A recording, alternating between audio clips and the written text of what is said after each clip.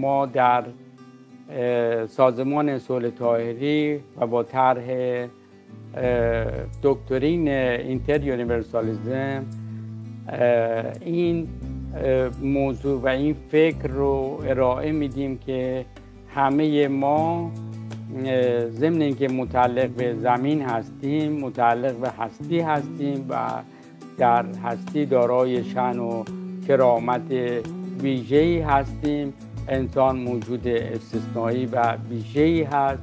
همه صحبت‌های ما در بخش‌های مختلف اینه که انسان موجود استثنایی است، موجود بی‌نظیریه و زمین هم یک جای استثنایی است.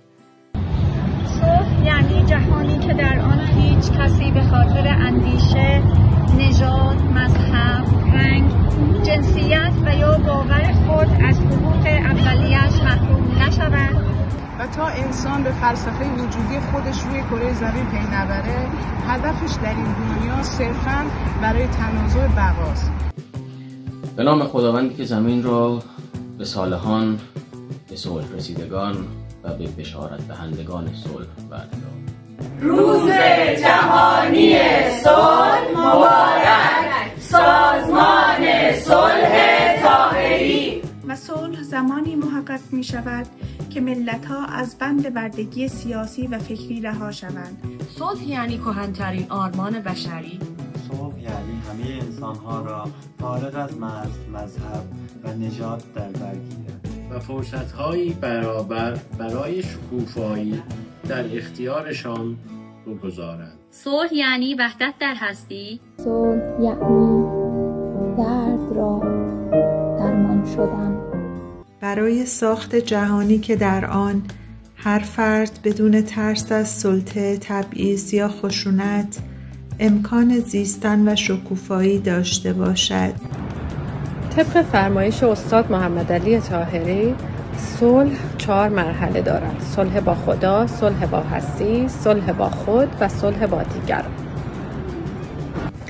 روز جهانی صلح با حضور استاد عزیزمون استاد محمد علی طاهری، پدر صلح بر هستی و بر همه بشریت، مبارک و پرخیر و برکت شده، چرا که تونستن برای اولین بار چارچوب صلح رو به خوبی و به طور کامل تعریف بکنن. بنده اصل 36 ساله اهل کیهان، ساکن کره زمین و شهر اصفهان. تجربه تاریخ نشان داده است که سلطه‌گری و زیاده‌خواهی حاکمان مانع تحقق صلح پایدار بوده. صلح زمانی محقق می شود که ملت‌ها از بند بردگی سیاسی و فکری رها شوند و فرصت زندگی مسالمت‌آمیز بیابند. با تشکر از استاد عشق محمد علی طاهری. گسترش صلح ارتباط داره به حقوق بشر، به رعایت حق زمین، رعایت حق هستی، همه چیز رو در جای خودش دیدن. چه بر سر یک جای ما آمد تا بدانجا که چشمانم بر رنج مظلوم و محروم و گوشهایم بر خشم و فریاد زمین مهر گشت. انسان تنها موجودی است که معنا و مفهوم صلح را در می‌یابد. برخلاف دیگر موجودات، او قادر است برای بقای خود به جای خشونت به آشتی و آگاهی متوسل شود. صلح ana bir dənə bir əmiqdir ki, insan pey yaparsan ki, bir dənə yeganə və binazir bir mövcuddur və bu Kore zəmin bir dənə istisnai bir yerdir. روز جهانی صلح یعنی احترام به زمین و انسان. با الهام از استاد عزیزتر از جانمان محمد علی طاهری امروز طبیعت را سبکتر می‌کنیم. صلح یعنی به درک هستی وطنی رسیدن. صلح یعنی برابری، عدالت. و ما با آموزه‌های ناب الهی مکتب عرفان کیهانی حلقه می‌کوشیم به این صلح دست یابیم. صلح یعنی درک تن واحده. صلح یعنی جهان انسان شد و انسان جهانی، از این پاکیزه‌تر نبود کلام. صلح یعنی عشق و معرفت. صلح یعنی عشق، آرامش، امنیت، یکتایی، همتایی، وحدت. Sülhün yaratmağı məzhəbə, nijada, ölkə cırıqlarına bağlı deyil və bu əsasda hamı insanların rüşdü üçün bərabər fürsətlər təmin etməlidir. صلح یعنی آرامش، دوستی.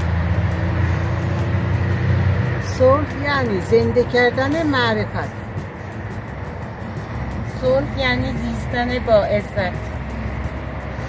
صلح یعنی وحدت انسان‌ها. صلح یعنی عدالت و برابری. صلح یعنی مهربان. صلح یعنی درک متقابل. صلح یعنی ارتقای دید بشریت. صلح یعنی خودشناسی، özümüzü tanımak ve rüşt tapmak. صلح یعنی دردی از درمانده‌ای درمان کنیم. صلح bir baxışdır ki, hamı insanları birliğə çağırır və tən vahidə qalibində rəsmiyyətə çağırır. صلح یعنی رسیدن به آرامش درونی. صلح یعنی نه به بردهداری مدرن. صلح یعنی به جا آوردن رسالت بندگی. صلح یعنی یگانگی انسان و زمین. صلح یعنی صلح با خود. صلح یعنی آرامشin zirvəsi. صلح یعنی نگاه عاشقانه به هستی. صلح یعنی حفظ ارزش و تقدس هر ذره از هستی. صلح یعنی حکومت انسان در انسان حرام است. صلح یعنی رسیدن به مفهوم هستی و تن. صلح یعنی وحدت راه. صلح یعنی حقوق و برابری. صلح یعنی جلوه عدالت به احترام به انسان. صلح یعنی آشتی با هستی و درک جلوه‌های الهی. صلح یعنی insanların büyüklüğün ve kerametin değerlendirmek. صلح یعنی صلح با خود و بشریت. برای جهانی صلح.